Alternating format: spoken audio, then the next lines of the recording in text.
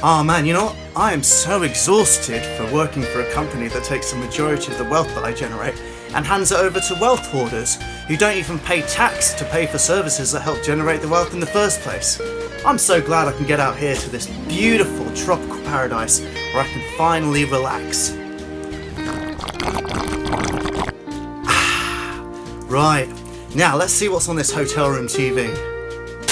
The UK's oldest holiday company, Thomas Cook, has gone into compulsory liquidation. The company had ceased trading with immediate effect, and all flights and holidays were cancelled.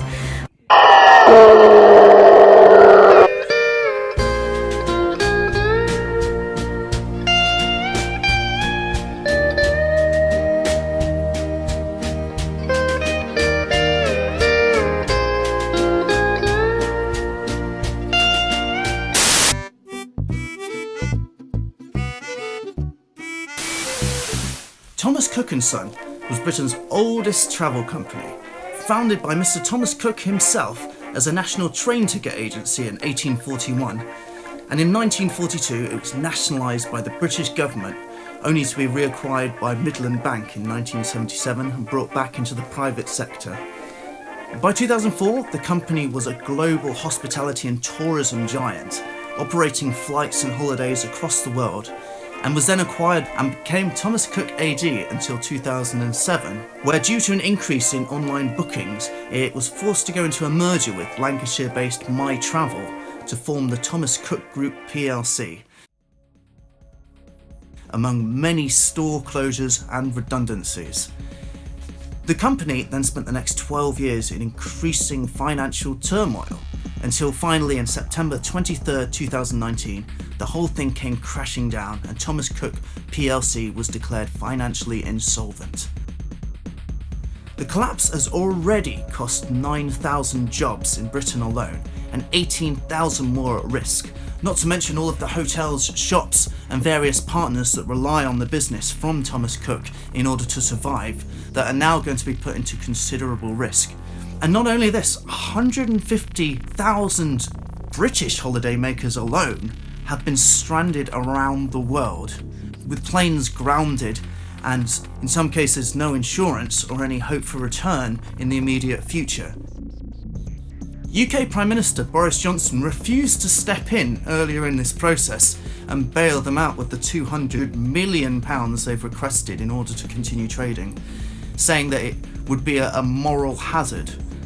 However, he has opted instead to spend £600 million of taxpayer money on the biggest repatriation programme in peacetime Britain, just to bring people home.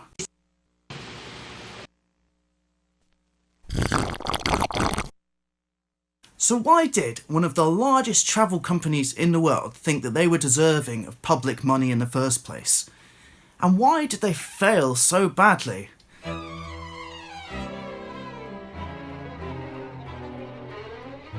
I mean, a few explanations could be the increase in online competitors.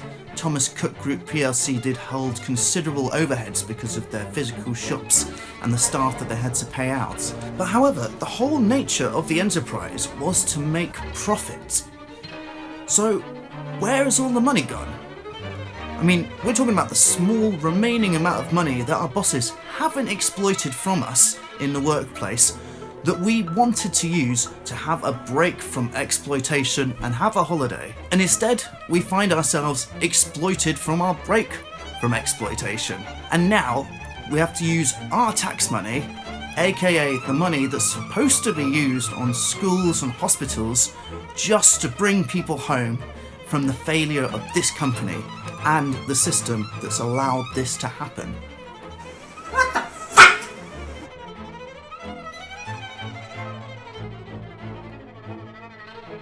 Well, to start off with, I think the real story here is the nature of capitalism, the structure of the system that allows this to happen. If this was a company, or if this was an enterprise that was run for customers and for people, there's no way this would have happened because the whole company would have been structured in order to serve people. Instead, it was structured to serve the rich. It was structured to serve the bosses. And you'll see that the real story here is despite the string of profit warnings and the fears of collapse, the bosses of Thomas Cook paid themselves between 20 and 30 million pounds in bonuses in the last 5 years alone. Now, that's no insignificant amount of money to go missing for a company that's apparently been on the ropes since 2007. And you have to ask yourself this: if you're one of the people that's been paying yourself so much money in salary and bonuses, despite the company coming into more and more debt, has this transaction been a failure to you? Because when the money is in the company, it's liable to be used for the services that company has promised to its customers. But when that money is in your own personal bank account, legally there as pay, there's no onus to pay that money back to the people who have actually made it from real world work and just wanted to use it for a holiday. Ladies and gentlemen, I'd like to apologise for the delay in getting you off the aircraft. As some of you may be aware, you may have switched your phones on this morning. Come on, come on, come on, come on!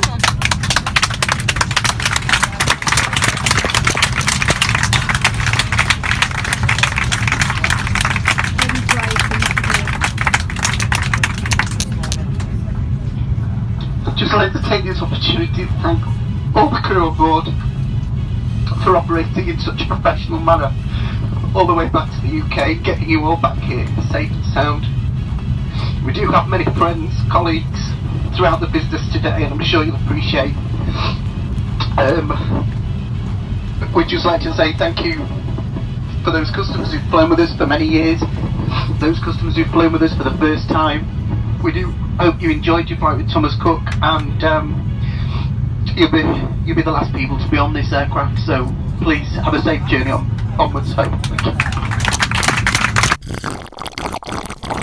So you've basically taken a straw and jammed it into a jam donut and sucked out all of the jam, and then tried to sell that donut as a jam donut to a customer only to find there's no jam in it. So where's the jam? Sharpen your pitchfork, villagers, because I'd like to introduce to you 𝒃𝒂𝒏𝒅𝒐𝒏𝒆𝒅, the last sitting Thomas Cook boss. Where's the jam, Peter? Former Thomas Cook Chief Executive, Harriet Green. Where's the jam, Harriet? Chairman Frank Maisman, a man who's been paid £1.6 million since 2014. That's a nice suit you've got there, Frank. By any chance, is it made from the jam that's from the donut that you sold me? At this stage, we have to call for these people to pay back this money. Those bonuses are not their money. Those bonuses were made from the backs of workers. And not just the workers that were paying for holidays, but the workers that worked for Thomas Cook. The people in the shops, the people in the travel agencies, the people that ran the website, the people on the phones. All these people now have no job. They have basic state redundancies, which is nothing for their years of service to the company. And yet, these executives, these bosses, are walking away with all of their money, all of our money, and they are allowed to do that. And you've got to question, is it worth living in a system where that is allowed to happen? Have these people done well? Are they geniuses? Or are they thieves? Keep your hands off of our tax money. Keep your hands off of our wages. Give back the money that you have stolen from us.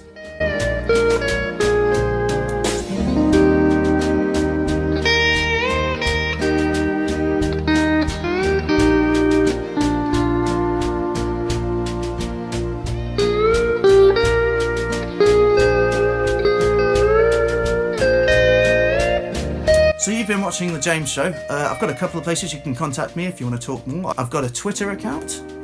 You can find me on Facebook. You can also find me on Instagram. I've also just started one of these Patreon things. I'm still getting to grips with it, but if you're interested in that, there will be links down below. As always, feel free to add some comments down below, start a discussion up, and please subscribe to The James Show, like this video, click the notification button, and share with your friends. I'll see you next time. This is TGS, The James Show. I see you driving past in your individual cars, trying to get somewhere far. You look at me for help because someone put me there. You think that I can guide you with precision and with care, but I can only tell you what there is.